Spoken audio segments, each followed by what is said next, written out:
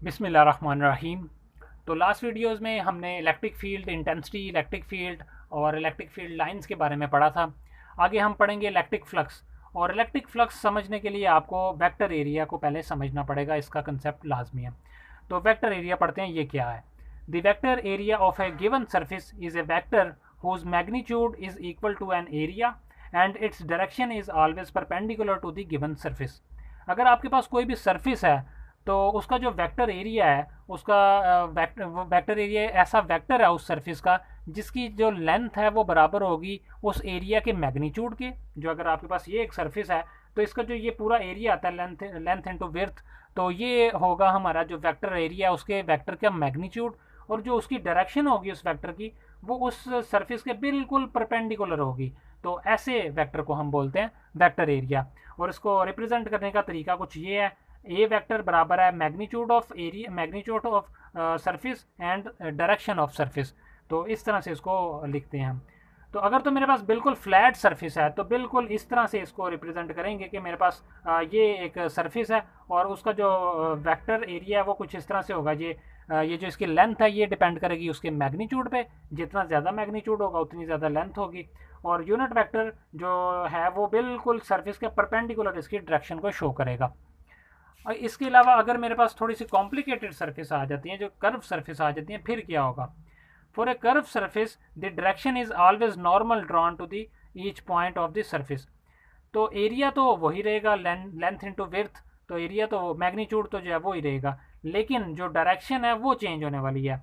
जब आपके पास कोई कर्व सरफेस आएगी, जैसे ये एक कर्व सरफेस है, इसको आप समझ लें कि आपने जैसे एक पेपर को ऐसे फोल्ड किया होता है ना इस तरह से, तो वैसा हमारे पास एक ये फोल्डेड पेपर है यहाँ पे। तो अगर मैं इसको मानूँ कि ये मेरे पास एक सरफेस है, तो आप देखेंगे कि इसकी डायरेक्शन थ्रू आउट दी जो सरफेस है वो डिफरेंट है।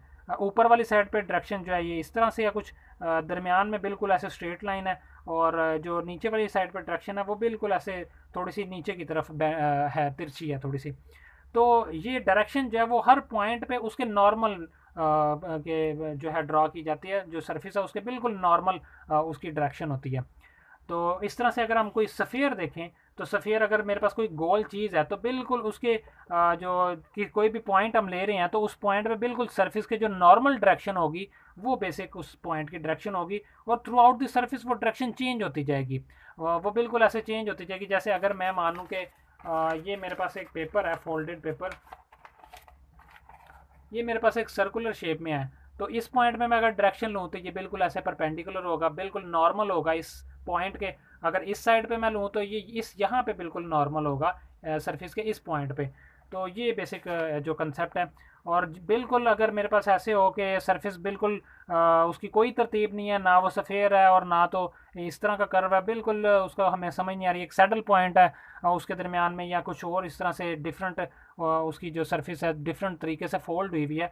तो उसके हर पॉइंट पे जो उसकी जो डायरेक्शन है वो बिल्कुल उसके नॉर्मल, उस पॉइंट के नॉर्मल रहेगी और हर पॉइंट पे चेंज होती रहेगी।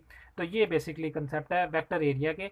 और इसकी डायरेक्शन को समझना बहुत लाजमी है, चूँकि आगे हम डिफरेंट सर्फेसेस पढ़ेंगे और उसमें से इलेक्ट्रिक फ्लक्स जो है वो पढ़ेंगे, तो इसके लिए वेक्टर एरिया का कंसेप्ट लाजमी है।